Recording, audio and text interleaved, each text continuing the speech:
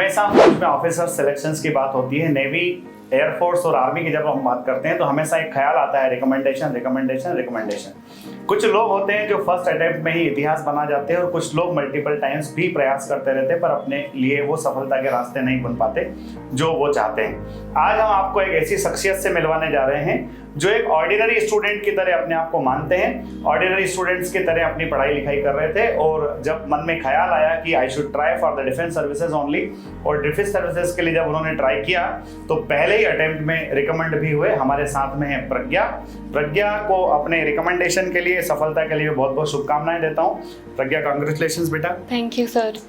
प्रज्ञा से आज के इस वीडियो में हम सारी बातें जानेंगे जो आपके दिल और दिमाग में हमेशा बैठी रहती है कि क्या होता है, आखिर ये वर्ड हमारी लाइफ में कब हिस्सा बनेगा, रिकमेंड हम लोग कब होंगे। प्रज्ञा नेवी के लिए टीजीसी कोर्स के लिए रिकमेंड हुए हैं और इनका जो एसएसबी था वो बेंगलोर था। प्रज्ञा से हम जानते हैं, प्रज्ञा सबसे बड़ी बात अभी तो फिलहाल ये देखने में आया कि मैक्सिमम कैंडिडेट्स स्क्रीनिंग टेस्ट में बाहर हुए जा रहे हैं, वो क्या रहा जिसके कारण आप स्क्रीन इन हुए, कैसा वहां पर माहौल था और किस चीज ने आपको स्क्रीन इन करा दिया? सर एक्चुअली स्क्रीन इन में there are two important steps, OIR और PPDT। तो OIR की प्रेपरेशन एक तो है जो हमारे हाथ में है, जो हम 100% अगर हम प्रिपेयर करेंगे तो डेफिनेटली हम वो क्लियर कर सकते हैं, तो उसकी चिंता हम छोड़ सकते हैं SSB में जाके। PPDT में इट्स इम्पॉर्टेंट कि हम स्टोरी को अच्छे से परसीव करें। जैसे मेरे स्टोरी में एक सीन था जहाँ पे एक लेडी थी और आसपास बेड्स थे जिसमें पेशेंट्स थे, तो काफ़ी लोगों ने उसमें स्टोरी बनाई कि कोरोना है और हम वहाँ वॉलंटियर करने गए हैं, बट क्योंकि वहाँ पे किसी ने मास्क या PP किट नहीं पहना था तो इसीलिए मैंने उसमें वो सिचुएशन नहीं डाली, मैंने उसको डेंगू में कन्वर्ट कर दिया। So PPDT is picture perception, तो परसेप्शन करेक्ट होना चाहिए।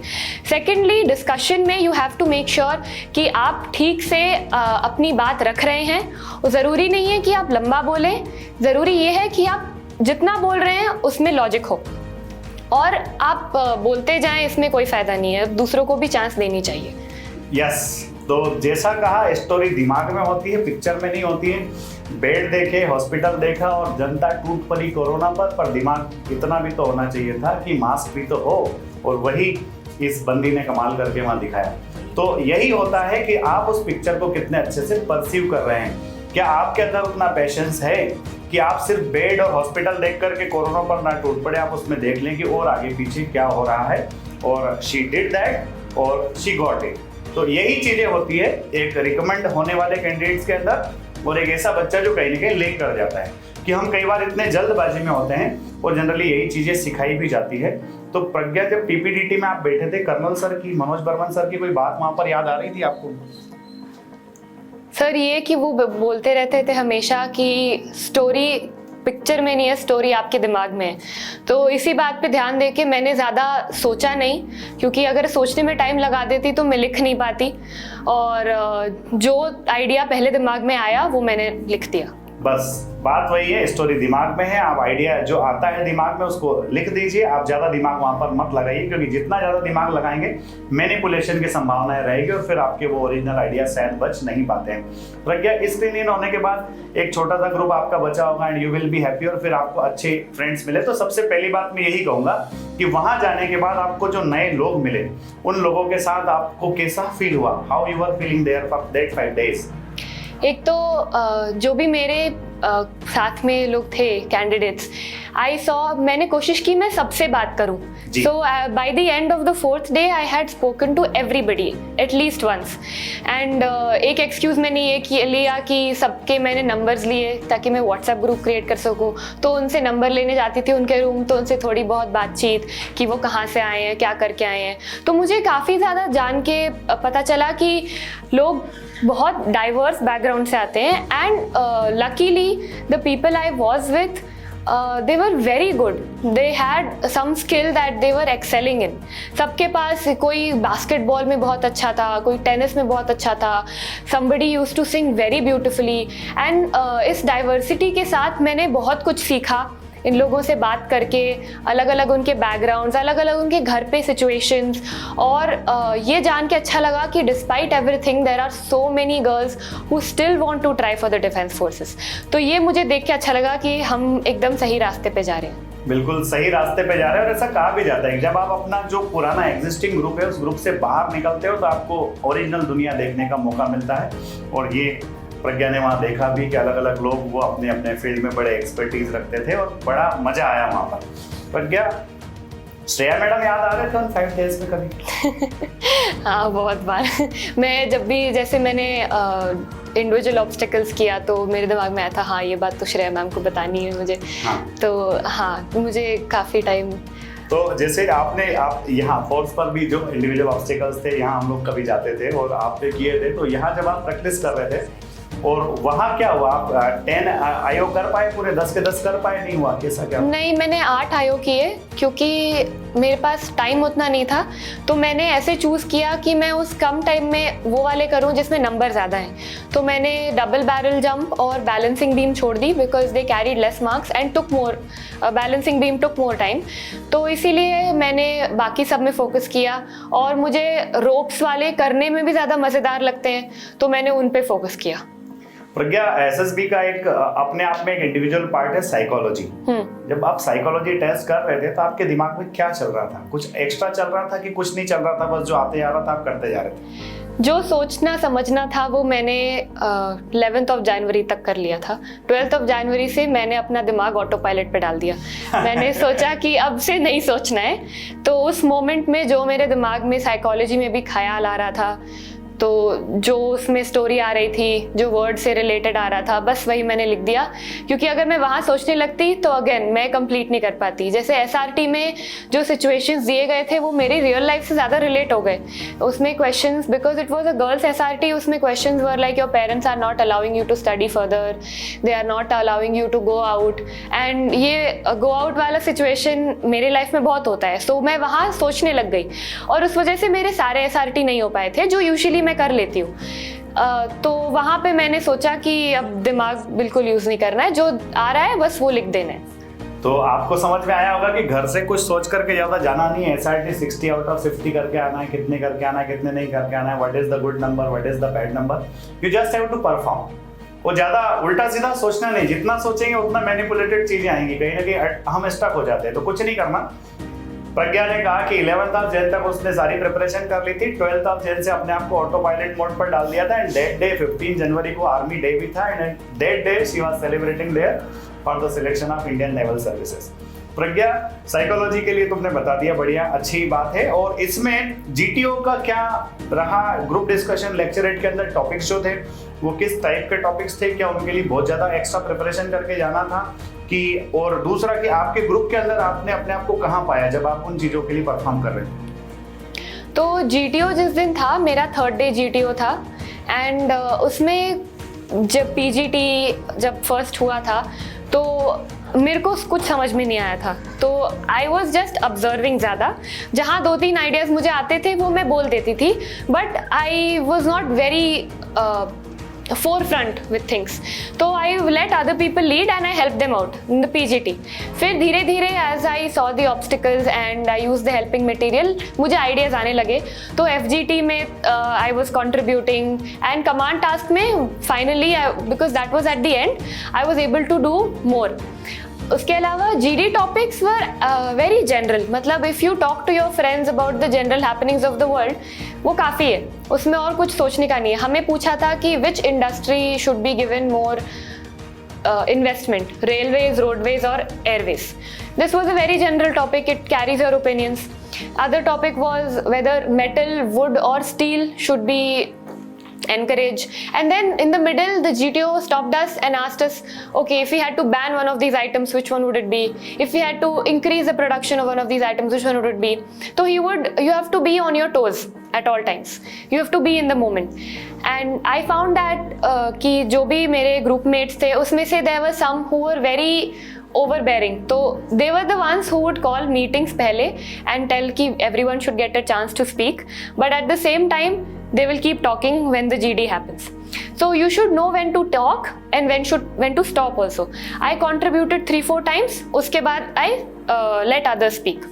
तो एक अच्छे ग्रुप लीडर की यही उसके निशानी होती है, यही उसकी पहचान होती है कि वो हमेशा ग्रुप को डोमिनेट ना करता रहे, जब टाइम मिले तो खुद भी बोले, अपने ओपिनियंस भी दे, और दूसरा कि अपने साथियों को भी आगे आने दे, और यही प्रज्ञा ने वहाँ अपने आप को साबित किया। तो देखिए बच्चों, अपने आप को बनाने के लिए काफ़ी वक्त लगता है, पर रिप्रेजेंट करने का मौका कभी कभार ही मिलता है, और जब आपको रिप्रेजेंट करने का मौका मिले तब आप उस मौके को छोड़िए नहीं। और ये जो चीज़ें आपके बिहेवियर में आती है, तो ये सोचने से नहीं आ सकती, ये आती है हमारे डेली लाइफ के परफॉर्मेंस से, कि हम डेली लाइफ में किस तरह के इंसान हैं। क्योंकि अगर आप दिमाग में ये सोच कर जाएंगे कि मुझे किसको मौका जीडी में किसी को मौका देना है बोलने के लिए, और यही बात आपको दिमाग में घूमती रहेगी, तो हो सकता है आप अपने पॉइंट्स को रोके, हो सकता है आप अपने पॉइंट्स को कंप्लीट ना करें, या फिर आपको ऐसा लगता है कि एक पॉइंट और बोल दूं फिर दूसरे को मौका दूं। ये मैनिपुलेशन या डेलिब्रेशन वहाँ नहीं हो सकता। आप ओरिजिनल लाइफ में अच्छे इंसान बन जाइए। और जैसा प्रज्ञा ने कहा कि एक ऐसा पार्ट भी है जिसका कोई सिलेबस नहीं है, and that is current affairs. उसको सब्जेक्ट में कहीं मेंशन नहीं किया होता है कि ये आपको पढ़कर आना है, पर ये है कि what is happening around you and in the world, वो आपको पूरा अवेयरनेस ठीक ठाक अच्छे से होना चाहिए। प्रज्ञा, इंटरव्यू के दौरान बड़ी बात होती है, जनरली बच्चियां होती है, कई बार वो परेशान रहती है, सर इंटरव्यू में खिंचाई करेंगे, ये होगा वो होगा, फैक्टर 2 से काफ़ी सारी चीज़ें पूछी जा सकती है। How was your interview, and वो क्या चीज़ें थी जिनसे आप बड़े प्रसन्न भी हुए, और वो क्या चीज़ थी जहां आपको थोड़ा सा ऐसा भी लगा, टेंस भी हुए, प्लीज़। तो मेरा interview was for 45 minutes, and उसमें उन्होंने बेसिक सवाल पूछे थे स्टार्टिंग में, आपके 10th के मार्क्स, 12th के मार्क्स, ग्रेजुएशन के मार्क्स। उसमें मोस्ट इंपॉर्टेंट चीज़ ये थी कि उन्होंने सेट में क्वेश्चन पूछे, 6-7 क्वेश्चन वो साथ में पूछ देंगे, और उसके बाद फिर आपको उनका जवाब देना है उसी ऑर्डर में। तो ऐसा मेरे साथ हुआ कि मैंने 2 बार मैं क्वेश्चन भूल गई, एक स्किप कर दिया और मैं भूल गई, तो उसमें मुझे लगा कि that might be a negative impact. लेकिन फिर मैंने लाइक आई सेड सोचना छोड़ दिया था। तो उसके अलावा ही asked me about my job, and he asked me to make an app for the SSB. तो I was able to explain that well. There were some places कि मुझे उसका आंसर नहीं पता था, जैसे बैक एंड का मुझे आइडिया नहीं है, तो मैंने बोल दिया sir I don't no, because मुझे पता था कि मैं यहाँ पे घुमाऊंगी और ऐसा गैस करूँगी तो इंसान इरिटेट हो जाएगा, तो फिर मैंने वो नहीं किया। मैंने अगर नहीं पता है तो वहाँ सडनली बैठ के एनलाइटनमेंट तो होगा नहीं, तो मैंने I just said I don't know. And current affairs is something in general I have to work upon, and मैंने वो मेंशन भी किया था as a weakness that I forget things. तो that is why when he asked me things, जैसे he asked me the last question he asked me was the name 3 states of the Northeast and their capitals. तो states तो मुझे सारे पता हैं, but capitals में I get confused which one is which. तो I said sir I don't know. So that I was a little tensed कि that was a basic question I should have known, but that was one part of the whole 5-day program. So घुमाने की कोशिश मत करो, जलेबी मत बनाओ। No is also an answer. Colonel साहब कहते हैं yes, कि ना भी एक जवाब है। आपको अगर आंसर नहीं आता है तो don't try to manipulate the things. आप घुमाने फिराने की कोशिश मत कीजिए, आपको जितना आता है आप सच्चे रहिए और ज्यादा सोचिए मत वहाँ, क्योंकि होता क्या है आप कौन वही पाएंगे जो आपको आता है। अगर आप सोचेंगे तो पता नहीं रिलेट करेंगे चीजों को इधर से उधर, और ये चीजें गड़बड़ हो जाएगी। तीसरा, प्रज्ञा की जो आपका फील्ड ऑफ वर्किंग है, जैसे प्रज्ञा जो है इंजीनियर है, इन्होंने वेब डेवलपमेंट में काम करते हैं, तो आपकी एक्सपर्टीज होती है कि आप उनके किसी लायक है क्या, कोई काम करने का तजुर्बा आपके अंदर है क्या, आप इस देश के लिए प्रोडक्टिव हो सकते हैं। क्योंकि हम इस देश से बहुत सारी आकांक्षाएं अपेक्षाएं रखते हैं, पर ये देश हमसे क्या चाहता है, वो काबिलियत हमारे अंदर है क्या। और अगर हम उस तरह से सोचने लगते हैं तो डेफिनेटली हम उस तरह के मटेरियल हो जाते हैं जैसा इस देश को चाहिए होता है। प्रज्ञा, फ्रेंड्स फॉलोअर्स से रिलेटेड कोई सवाल, ऐसे सवाल जो पूछे गए हो और जहाँ से उनका फोकस रहा हो? हाँ, उन्होंने मुझसे पूछा था कि आपके कॉलेज में आपके दोस्त कौन थे और वो आपके दोस्त क्यों थे, एंड उनके कोई उनकी वीकनेस और कोई उनकी स्ट्रेंथ बताइए। तो मैंने उनको बताया कि हमारा 7 लोगों का ग्रुप था, उसमें कैसे हम प्रोजेक्ट्स वगैरह साथ में करते थे, किसी की कोई स्ट्रेंथ थी, किसी की कोई और स्ट्रेंथ थी, और हम कैसे उसको बैलेंस आउट करते थे। तो ही asked me if you had to tell somebody who was the smartest in your group, who would you say? तो उधर डिप्लोमेसी वाला आंसर ट्राई किया मैंने, but he asked a name. तो you have to be straightforward with things. तो चीजें आपको सही सही बताना है, ज्यादा घुमाने फिराने की कोशिश मत करना है। बात सिर्फ एक ही हो रही है, एसएसबी में जाना है तो कुछ नहीं जाना है, अपना दिमाग जितना रहता है उसको घर रख के जाना है, ऑटो पायलट मोड पे डाल के जाना है, जो परफॉर्म कर सको परफॉर्म करना है, घुमाने फिराने का नहीं। प्रज्ञा, आपने जब अपनी डिस्कशन हो रही थी तो आपने ऐसे बताया किसी किसी का कॉन्फ्रेंस 20 मिनट चला, किसी का 2 घंटे भी चला, वो क्या बात है? वो इंटरव्यूअर वाज जैसे कुछ लोग उसमें हम ऑब्वियसली अपनी अपनी थ्योरीज बना रहे थे कि तुम रिपीटर हो इसलिए तुम्हारा कम टाइम लिया, इसलिए तुम्हारा डिफिकल्ट था, या किसी का था कि बहुत लंबा चला बिकॉज तुमने इतने सवाल पूछे, इतना आइडिया दिया कि उनके पास और सवाल करने का एरिया था। तो actually despite how long your interview lasts for, it doesn't really affect your result.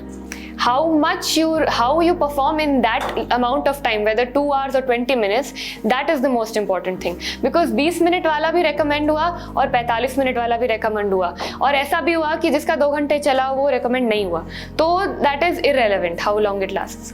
देखिए, इंटरव्यू की लेंथ मायने नहीं रखती, कितनी देर आपसे सवाल जवाब हुए। प्रज्ञा ने बिल्कुल क्लियर कट आपको बता दिया कि 20 मिनट्स वाला भी रिकमेंड हुआ है, 45 मिनट्स वाला भी रिकमेंड हुआ है, और जिसका 2 आवर्स चला है वो भी रिकमेंड नहीं हुआ। तो सीधी सी सिंपल सी बात है। प्रज्ञा, एक गोल्डन मंत्र जो स्टूडेंट्स को आप देना चाहेंगे कि अगर वो एसएसबी की प्रिपरेशन कर रहे हैं या एसएसबी के लिए जा रहे हैं, तो what the things should be in their mind? Sir, सिर्फ एसएसबी के लिए नहीं, मैं तो बोलूँगी जीवन के लिए एक जो मंत्र मैं फॉलो करती हूँ is living in the moment. आगे का पीछे का सोचना चाहिए, बट इतना नहीं कि हम जो जहाँ पर है वो करना भूल जाएं। तो वो एसएसबी के लिए भी बहुत सही चीज़ है और जीवन के लिए भी बहुत सही चीज़ है। तो आप जिस लम्हे को जी रहे हैं उस लम्हे को पॉजिटिव एटीट्यूड के साथ जिए, बहुत ज़्यादा आगे पीछे का ना सोचे, ये प्रज्ञा का मूल मंत्र है। और keep working, keep upgrading yourself, keep yourself awaring of all the things. इस वीडियो में इतना ही। प्रज्ञा को एक बार फिर से मेरी तरफ से, फोर्स एकेडमी की तरफ से और आप सभी स्टूडेंट्स की तरफ से बहुत बहुत कांग्रेचुलेशंस। प्रज्ञा, आप फौज में तो जाएंगे ही, पर फौज में जाने के बाद आप दूसरे स्टूडेंट्स को इनकरेज करते रहेंगे, क्योंकि बहुत सारी गर्ल्स हैं, बहुत सारी बच्चियां हैं जो बहुत विलिंग है डिफेंस फोर्सेस में जाने के लिए। अभी एनडीए के थ्रू भी गर्ल्स की एंट्री स्टार्ट हो गई है, तो उसमें भी जाना चाहेंगे। तो मैं पूरी उम्मीद करता हूं और एक विश्वास भी जताता हूं कि आप डेफिनेटली गर्ल्स को इनकरेज करते रहेंगे। बहुत बहुत धन्यवाद। Thank you sir.